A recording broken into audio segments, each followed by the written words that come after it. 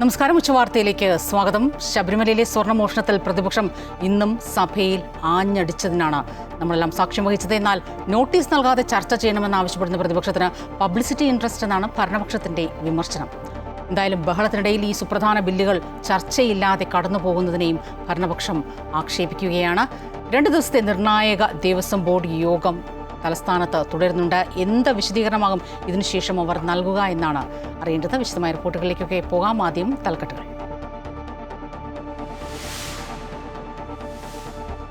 സ്വർണ്ണപ്പാളി വിവാദത്തിൽ 2ാം ദിവസവും സഭ പ്രക്ഷുബ്ധം. സ്പീക്കറുടെ മുഖം മറച്ച് ബാനറുകളുമായി നടുത്തളത്തിലിറങ്ങി പ്രതിപക്ഷം. ഇന്നും ചോദ്യോത്തരവേള തടസ്സപ്പെട്ടു. പ്രതിപക്ഷ ബഹളത്തെ തുടർന്ന് സഭ ഇന്നത്തേക്ക് പിരിഞ്ഞു. നാളെയെങ്കിലും സഹകരിക്കണമെന്ന് സ്പീക്കർ.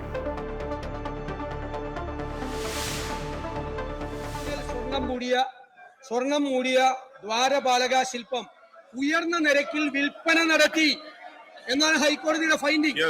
സാർ, ശബരിമലയിലെ ദ്വാരപാലക ശില്പം ഉയർന്ന നിരക്കിൽ വിൽപ്പന നടത്തി എന്നുള്ളൊരു ഫൈൻഡിംഗ് ഉണ്ടായിരിക്കുന്നു. ബഹുമാനപ്പെട്ട ദേവസ്വം ബോർഡ് മന്ത്രി രാജിവെക്കണം, ദേവസ്വം ബോർഡിനെ പുറത്താക്കണം. ദേവസ്വം ബോർഡ് പിരിച്ചുവിടണമെന്ന പ്രതിപക്ഷ നേതാവ് വി ഡി സതീശൻ. ഹൈക്കോടതിയെ അംഗീകരിക്കാത്ത പ്രതിപക്ഷത്തിന് പബ്ലിക് ഇൻട്രസ്റ്റ് അല്ല പബ്ലിസിറ്റി ഇൻട്രസ്റ്റ് എന്ന മന്ത്രി പി രാജീവിന്റെ പരിഹാസം. ജനങ്ങളെ ഭയമെന്ന മന്ത്രി എം ബി രാജേഷ്. ശബരിമലയിൽ ഇനിയും പലതും കലങ്ങിത്തെളിയാനുണ്ടെന്ന് ദേവസ്വം മുൻ പ്രസിഡന്റ് എ പത്മകുമാർ. മുഖ്യമന്ത്രിയുടെ വസതിയിലേക്ക് നാളെ BJP മാർച്ച്.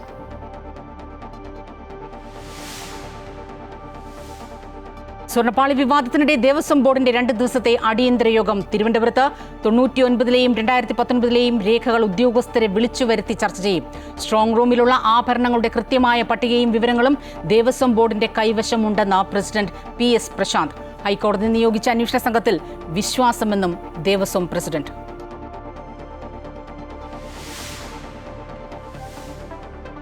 ഗാസയിൽ സമാധാന ശ്രമങ്ങൾക്ക് പുരോഗതി. ഈജിപ്തിൽ ഇസ്രയേലും ഹമാസും തമ്മിലുള്ള ആദ്യഘട്ട ചർച്ചകൾ പൂർത്തിയായി. പലസ്തീൻ തടവുകാരെയും ഇസ്രയേലി ബന്ദികളെയും മോചിപ്പിക്കുന്നതിന് ആദ്യ പരിഗണന.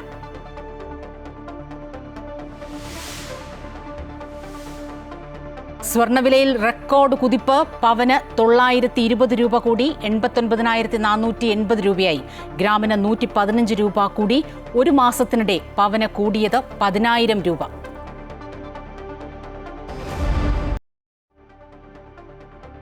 വിശദമായ റിപ്പോർട്ടുകളിലേക്കാണ്. ശബരിമലയിലെ സ്വർണ്ണപ്പാളി വിവാദത്തിൽ തുടർച്ചയായ 2ാം ദിവസവും നിയമസഭ സ്തംഭിപ്പിച്ച പ്രതിപക്ഷം ചോദ്യോത്തരവേള മുതൽ പ്ലക്കാർഡുകളും ബാനറുകളും ഉയർത്തി നടുത്തളത്തിൽ ഇറങ്ങി പ്രതിഷേധിച്ചു. കോടികളുടെ സ്വർണ്ണ കച്ചവടമാണ് നടന്നതെന്നും ഏത് കോടീശ്വരന്റെ വീട്ടിലാണ് പവിത്രമായ ദ്വാരപാലക ശില്പം കൊണ്ടുപോയി വിറ്റതെന്ന് സർക്കാർ പറയണമെന്നും പ്രതിപക്ഷ നേതാവ് ആവശ്യപ്പെട്ടു.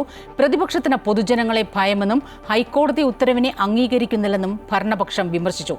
ബഹളത്തിനിടെ നടപടിക്രമങ്ങൾ വേഗത്തിൽ പൂർത്തിയാക്കി സഭ പിരിഞ്ഞു.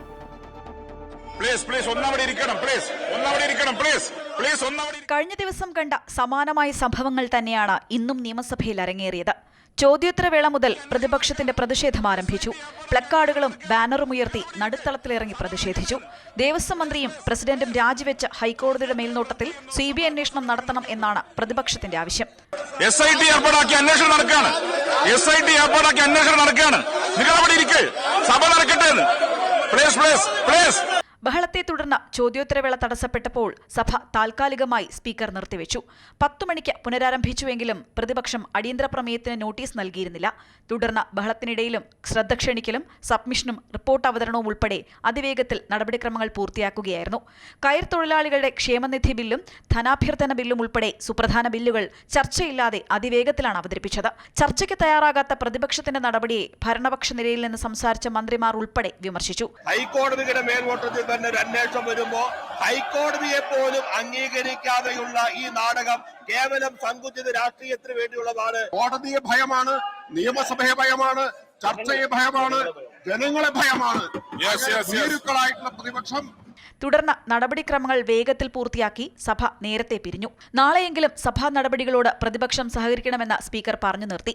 അതേസമയം സഭ ബഹിഷ്കരിച്ചിറങ്ങിയ പ്രതിപക്ഷമാകട്ടെ ഹൈക്കോടതിയിൽ നിന്നുണ്ടായ അതീവ ഗുരുതരമായ കണ്ടെത്തലുകൾ ചൂണ്ടിക്കാട്ടിയാണ് സർക്കാരിനെതിരെ തിരിഞ്ഞത്. ഒറിജിനലായിട്ടുള്ള ശില്പം, ദ്വാരപാലക ശില്പം ശബരിമലയിൽ നിന്ന് എടുത്ത് ഉയർന്ന വിലയ്ക്ക് വിൽപ്പന നടത്തി പകരം ഇവിടെ ഉണ്ടാക്കിയ ഒരു മോൾഡ് ചെമ്പ് മാത്രമാണ് ചെന്നൈയിൽ കൊണ്ടുപോയത് എന്നുള്ള ഗുരുതരമായ ഒരു കണ്ടെത്തലാണ് ഹൈക്കോടതി നടത്തിയിരിക്കുന്നത്. സ്വർണ്ണപ്പാളി വിഷയത്തിൽ സഭയ്ക്കകത്തും പുറത്തും വരും ദിവസങ്ങളിലും പ്രക്ഷോഭം ശക്തമാക്കാൻ തന്നെയാണ് പ്രതിപക്ഷത്തിന്റെ തീരുമാനം. അമൃത ന്യൂസ്, തിരുവനന്തപുരം. ദേവസ്വം ബോർഡിനെ പ്രതിക്കൂട്ടിലാക്കിയത് ഉണ്ണികൃഷ്ണൻ പോറ്റിയാണെന്നും കൃത്യമായ അന്വേഷണം നടക്കണമെന്ന് തന്നെയാണ് ദേവസ്വം ബോർഡ് തുടക്കം മുതൽ ആവശ്യപ്പെട്ടതെന്നും പ്രസിഡന്റ് PS പ്രശാന്ത്. വിഷയത്തിൽ ഹൈക്കോടതി നിയോഗിച്ച അന്വേഷണ സംഘത്തിൽ പൂർണ്ണ വിശ്വാസമെന്നും അദ്ദേഹം പറഞ്ഞു. ഞാൻ പറയുന്നത് ഇതിനെ സംബന്ധിച്ച് ഭഗവാന്റെ ഒരു തിരി പൊന്നെങ്കിലും അത് നഷ്ടപ്പെട്ടിട്ടുണ്ടെങ്കിൽ അതിനാരെങ്കിലും ഉത്തരവാദിയായിട്ടുണ്ടെങ്കിൽ തീർച്ചയായിട്ടും ഏത് ഉന്നതനായാലും ശിക്ഷിക്കപ്പെടണമെന്ന കാര്യത്തിൽ യാതൊരു തർക്കവുമില്ല. റിപ്പോർട്ട് വരുന്നതനുസരിച്ച് ആ റിപ്പോർട്ടിൽ പറയുന്ന കാര്യങ്ങൾക്കനുസരിച്ച് ശക്തമായ നടപടികൾ ബോർഡിൻ്റെ ഭാഗത്തു നിന്ന് ഉണ്ടാകും. എന്തായാലും കോടതിയുടെ നിരീക്ഷണത്തിലാണ് ഈ അന്വേഷണം നടക്കുന്നത്. 6 ആഴ്ചയ്ക്കുള്ളിൽ ഇത് അന്വേഷിച്ച് കൊടുക്കണമെന്നാണ് പറഞ്ഞിരിക്കുന്നത്. അതോടുകൂടി സത്യത്തിൽ ഈ ശബരിമലയുമായി ബന്ധപ്പെട്ട് ഇപ്പോൾ ഉയർന്നിരിക്കുന്ന ഈ വിവാദങ്ങൾക്ക് പരിസമാപ്തി ഉണ്ടാകണം എന്നുള്ളതാണ് ഞങ്ങൾ ആഗ്രഹിക്കുന്നത്. കാരണം ഇതിങ്ങനെ സ്വർണ്ണപ്പാളി വിവാദത്തിനിടെ ദേവസ്വം ബോർഡിന്റെ 2 ദിവസത്തെ അടിയന്തര യോഗം തിരുവനന്തപുരത്ത് ചേരുകയാണ്. 99ലെയും 2019ലെയും ഒക്കെ രേഖകൾ ഉദ്യോഗസ്ഥരെ വിളിച്ചു വരുത്തി ചർച്ച ചെയ്യുമെന്നാണ് മനസ്സിലാക്കാൻ സാധിക്കുന്നത്. അൺഫിലിറ്റ് ഡിസൂസ ചേരുകയാണ് വിവരങ്ങളുമായി. അൺഫിലിറ്റ്, നേരത്തെ ദേവസ്വം പ്രസിഡന്റ് PS പ്രശാന്ത് സൂചിപ്പിച്ചതുപോലെ ഉണ്ണികൃഷ്ണൻ പോറ്റിയാണ് പ്രതിസ്ഥാനത്ത് എങ്കിൽ കൂടിയും ഇതിന്റെ ദുരൂഹത മാറ്റേണ്ടതിന്റെ ഉത്തരവാദിത്വം പൂർണ്ണമായും ദേവസ്വം ബോർഡിനാണ്. ദേവസ്വം ബോർഡ് അറിയാതെ ശബരിമലയിൽ ഒരു ഇല പോലും അനങ്ങില്ല എന്ന് വേണം നമ്മൾ മനസ്സിലാക്കാൻ. 2 ദിവസത്തെ അടിയന്തര യോഗം, അതിനുശേഷം എന്ത് വിശദീകരിക്കുന്നുവെന്നാണ് അതിനാണ് കാത്തിരിക്കുന്നത്.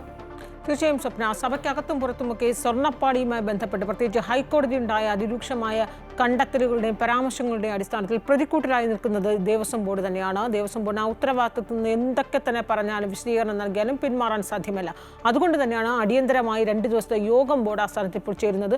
യോഗത്തിന് മുമ്പ് പ്രസിഡന്റ് PS പ്രശാന്ത് പറയുന്നത് നമ്മൾ കേട്ടതാണ്. എല്ലാ ദുരൂഹതകളും മാറ്റും, എല്ലാത്തിലും വിശദമായ ഒരു അന്വേഷണം നടത്തുകയും ഹൈക്കോടതിയുടെ അന്വേഷണത്തെ സ്വാഗതം ചെയ്യുന്നു, പൂർണ്ണമായും സഹകരിക്കുമെന്നൊക്കെ അദ്ദേഹം പറയുന്നു.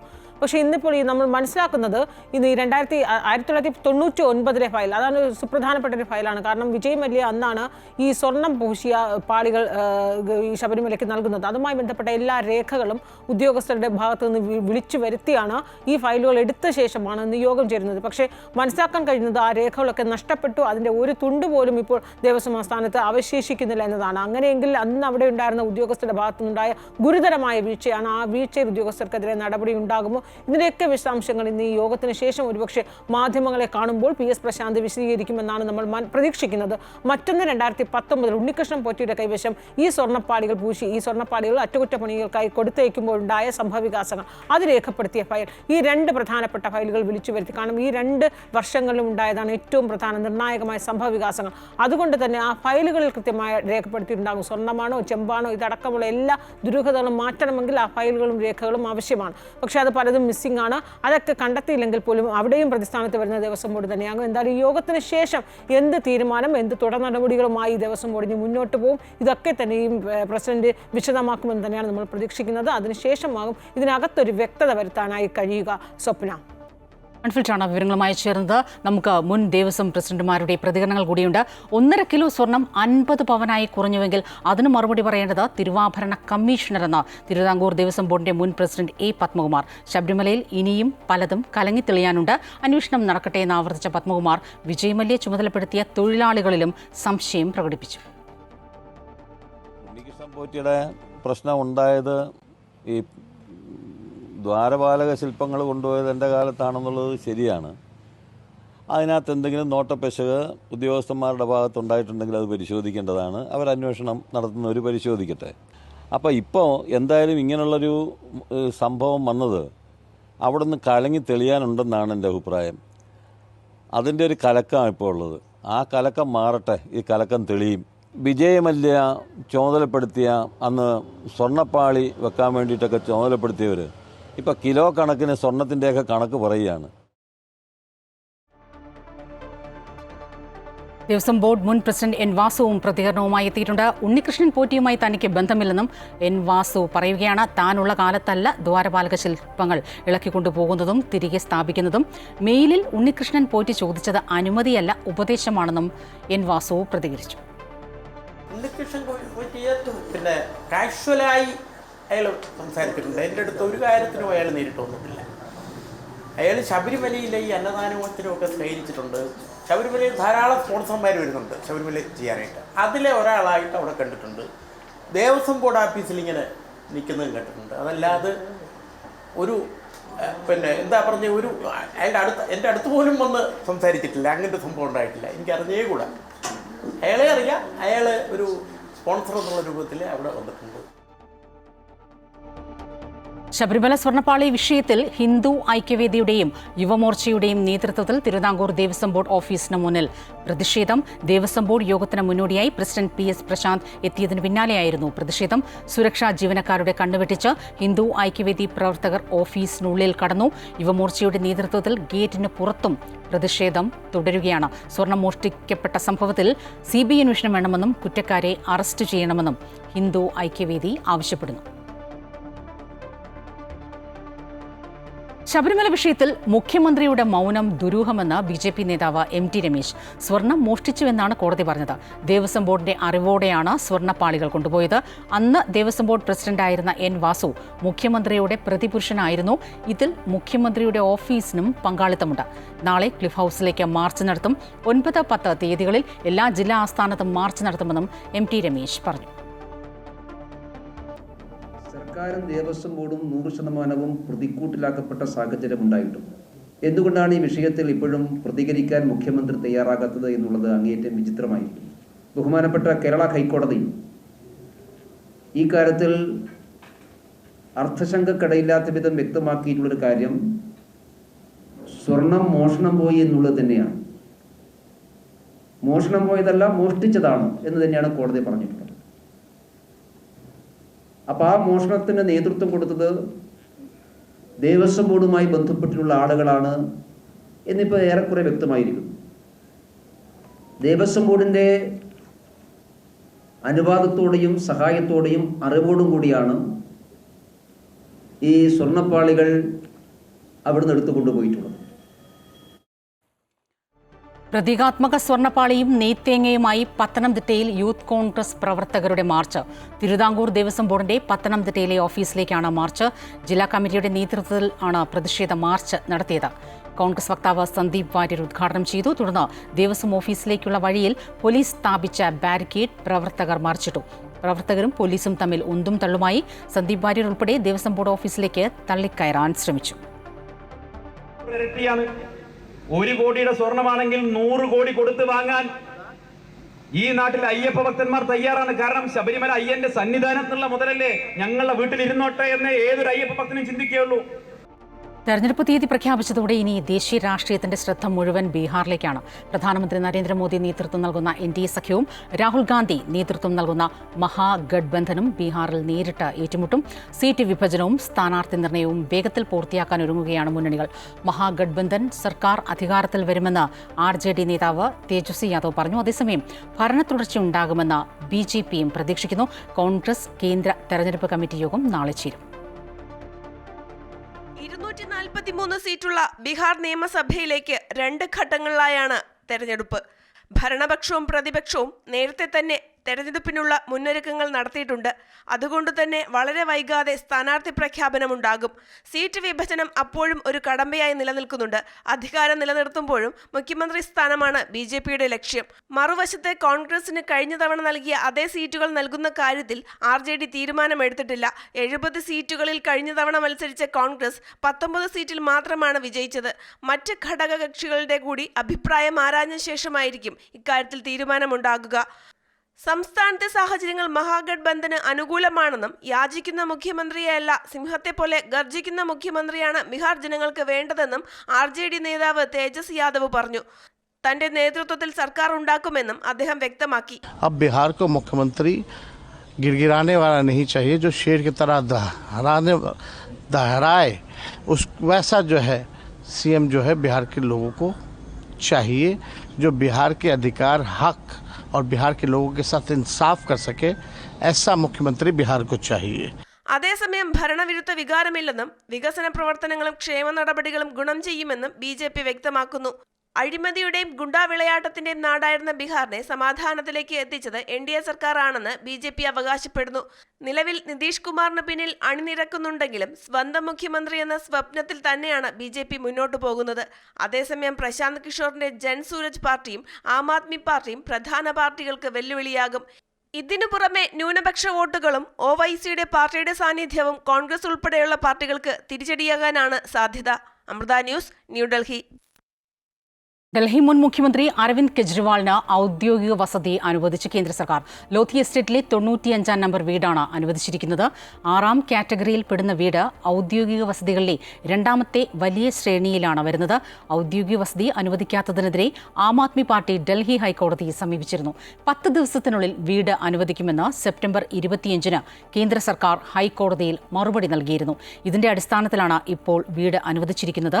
മുഖ്യമന്ത്രി സ്ഥാനത്ത് നിന്നും മാറി 1 വർഷത്തിന് ശേഷമാണ് കേന്ദ്ര നഗരമന്ത്രാലയത്തിന്റെ ഭാഗത്തു നിന്നും നടപടി ഉണ്ടായിരിക്കുന്നത്.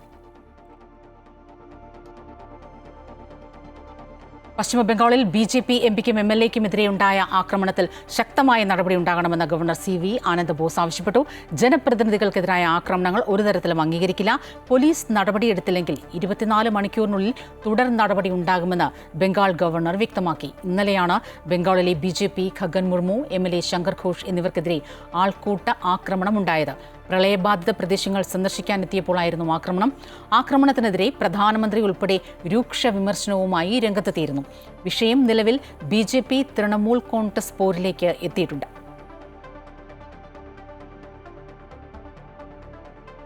വിതരണക്കാർക്ക് പണം നൽകാത്തതിനാൽ കോഴിക്കോട് മെഡിക്കൽ കോളേജിലെ ഹൃദയ ശസ്ത്രക്രിയ ഉപകരണ പ്രതിസന്ധിക്ക് പരിഹാരമായില്ല. ആൻജിയോപ്ലാസ്റ്റി ഉൾപ്പെടെയുള്ള ഹൃദയ ശസ്ത്രക്രിയകൾക്ക് സ്വകാര്യ ആശുപത്രികളെ ആശ്രയിക്കേണ്ട ഗതികേടിലാണ് രോഗികൾ.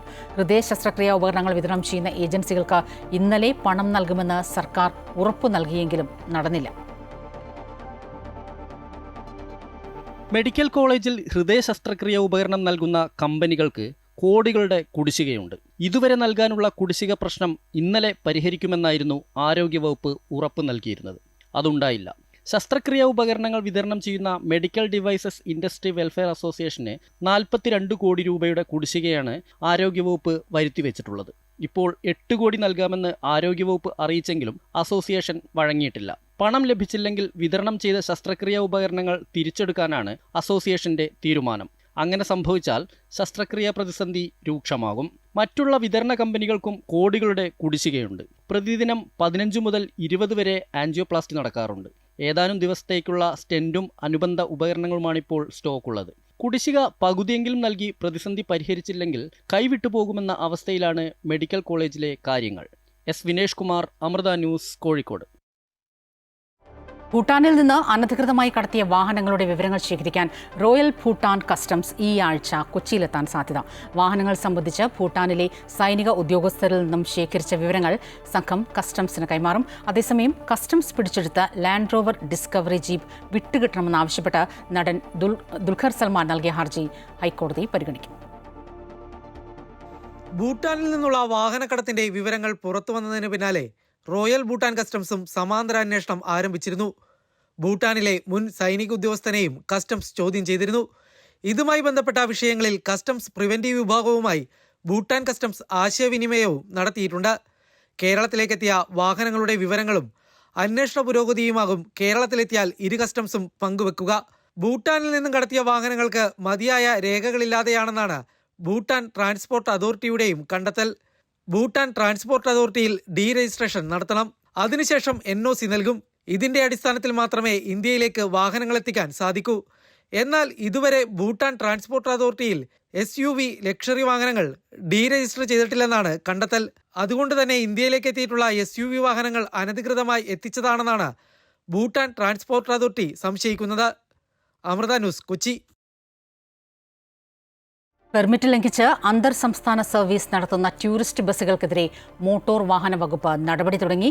ഓൾ ഇന്ത്യ ടൂറിസ്റ്റ് പെർമിറ്റ് എടുക്കുന്നതിന് പകരം താൽക്കാലിക ടൂറിസ്റ്റ് പെർമിറ്റ് മാത്രമെടുത്ത് എല്ലാ ദിവസവും ബസ്സുകൾ സർവീസ് നടത്തുന്നതായി കണ്ടെത്തിയ സാഹചര്യത്തിലാണ് നടപടി.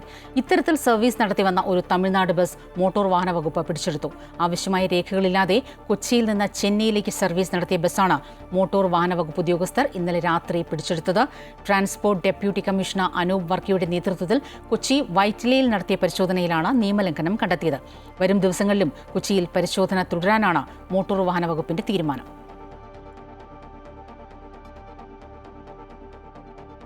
BJP വിരോധം കൊണ്ട് കേന്ദ്ര സർക്കാരിന്റെ ഫണ്ടുകൾ തൃശൂർ കോർപ്പറേഷൻ ഉപയോഗിക്കുന്നില്ലെന്നാരോപിച്ച് BJP തൃശൂർ സിറ്റി ജില്ലാ കമ്മിറ്റി നടത്തിയ കോർപ്പറേഷൻ ഉപരോധ സമരത്തിൽ സംഘർഷം. കോർപ്പറേഷന്റെ മുന്നിൽ കുത്തിയിരുന്ന സമരക്കാരെ പോലീസ് അറസ്റ്റ് ചെയ്ത് നീക്കി. സമരത്തിന്റെ ഉദ്ഘാടനം BJP സംസ്ഥാന ജനറൽ സെക്രട്ടറി MT രമേശ് നിർവഹിച്ചു. കേന്ദ്രമന്ത്രി സുരേഷ് ഗോപിയുടെ MP ഫണ്ട് വഴിയുള്ള കോടികളുടെ വികസന പദ്ധതികൾ തൃശൂർ കോർപ്പറേഷൻ നടപ്പിലാക്കുന്നില്ലെന്നാരോപിച്ചാണ് BJP തൃശൂർ സിറ്റി ജില്ലാ കമ്മിറ്റിയുടെ നേതൃത്വത്തിൽ കോർപ്പറേഷൻ ഓഫീസിന് മുന്നിൽ ഉപരോധിച്ചത്. രാവിലെ 8 മണിക്ക് ആരംഭിച്ച ഉപരോധ സമരം BJP സംസ്ഥാന ജനറൽ സെക്രട്ടറി MT രമേശ് ഉദ്ഘാടനം ചെയ്തു. രാഷ്ട്രീയ വിരോധത്തിന്റെ പേരിൽ സാധാരണ ജനങ്ങൾക്ക് ലഭിക്കേണ്ട വികസന പദ്ധതികൾ ഇടതു വലതു മുന്നണികൾ ഒന്നിച്ചു നിന്ന് ഇല്ലാതാക്കുകയാണെന്ന് MT രമേശ് പറഞ്ഞു. തൃശൂർ നഗരത്തിന്റെ വികസനത്തിനു വേണ്ടി ഇവരാരും ആവശ്യപ്പെടാതെ സ്വമേധയാ നേതൃത്വം കൊടുക്കാൻ തയ്യാറായിട്ടുള്ള തൃശ്ശൂരിൻ്റെ MPയോട് കോർപ്പറേഷനും കോർപ്പറേഷന്റെ ഭരണത്തിന് നേതൃത്വം കൊടുക്കുന്ന പാർട്ടികളുമൊക്കെ തന്നെ കാണിക്കുന്ന അങ്ങേയറ്റത്തെ അവഹേളനപരമായിട്ടുള്ള സമീപനവും ഇവിടെ സൂചിപ്പിക്കുകയുണ്ടായി. ഭാരതീയ ജനതാ പാർട്ടി വികസന പ്രവർത്തനത്തെ രാഷ്ട്രീയവുമായി കൂട്ടിയിണക്കാൻ ആഗ്രഹിക്കുന്ന ഒരു പാർട്ടിയല്ല. സുരേഷ് ഗോപി MP മുന്നോട്ട് വയ്ക്കുന്ന വികസന പദ്ധതികൾ തനിക്കറിയില്ല എന്ന് പറഞ്ഞ് ഒഴിവാക്കുകയാണ്. ഏതെങ്കിലും വികസന പദ്ധതി നടപ്പിലാക്കുന്നതിന് വേണ്ടിയുള്ള മാസ്റ്റർ പ്ലാനുമായി ഇതുവരെ മേയർ, സ്ഥലം MPയും കേന്ദ്രമന്ത്രിയും കൂടിയായ സുരേഷ് ഗോപിയെ സമീപിച്ചിട്ടില്ലെന്നും MT രമേശ് ആരോപിച്ചു. തുടർന്ന് കോർപ്പറേഷൻ ഓഫീസിന് മുന്നിൽ കുത്തിയിരുന്ന പ്രവർത്തകരെ പോലീസ് അറസ്റ്റ് ചെയ്ത് നീക്കി.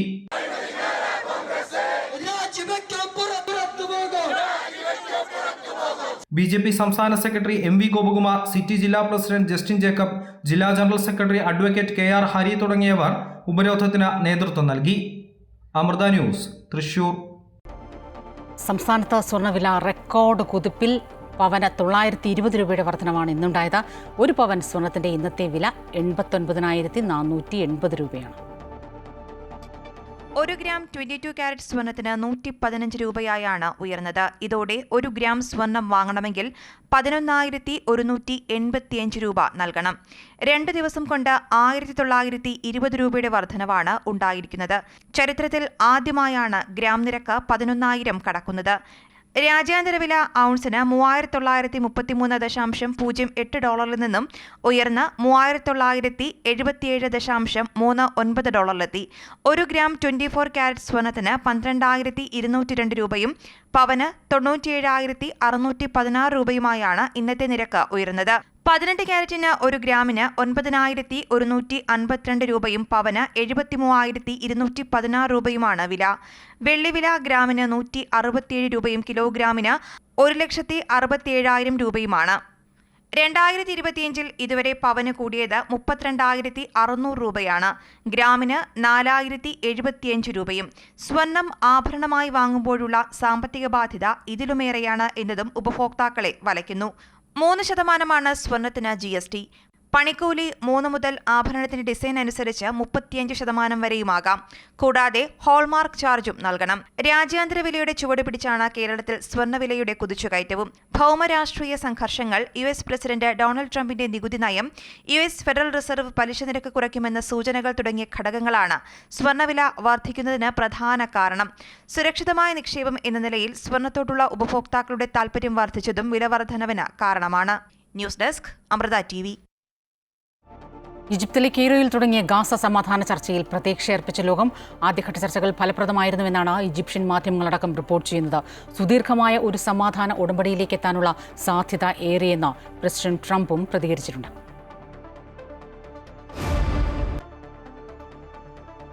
വനിതാ ഏകദിന ലോകകപ്പിൽ ഇന്ന് ഇംഗ്ലണ്ട് ബംഗ്ലാദേശ് പോരാട്ടം. രണ്ടാം ജയം ലക്ഷ്യമിട്ടാണ് ഇരു ടീമുകളും ഇന്ന് കളത്തിൽ ഇറങ്ങുന്നത്. ആദ്യ മത്സരത്തിൽ ദക്ഷിണാഫ്രിക്കയെ 10 വിക്കറ്റിന് തോൽപ്പിച്ച ഇംഗ്ലണ്ട് മികച്ച ഫോമിലാണ്. പാകിസ്ഥാനെതിരായ മത്സരത്തിൽ തകർപ്പൻ ജയത്തിന് ശേഷമാണ് ബംഗ്ലാദേശ് എത്തുന്നത്. വൈകിട്ട് 3 മണിക്ക് ഗുവാഹത്തിയിലാണ് മത്സരം. ഇന്നലെ നടന്ന മത്സരത്തിൽ ന്യൂസിലൻഡിനെതിരെ ദക്ഷിണാഫ്രിക്കയ്ക്ക് ജയം. 6 വിക്കറ്റിനാണ് ദക്ഷിണാഫ്രിക്ക ജയിച്ചത്. റിപ്പോർട്ടറുടെ ഉച്ചവാർത്ത പൂർത്തിയാകുന്നു. കൂടുതൽ വാർത്തകൾ അമൃത ന്യൂസ് യൂട്യൂബ് ചാനൽ തുടരും. നമസ്കാരം.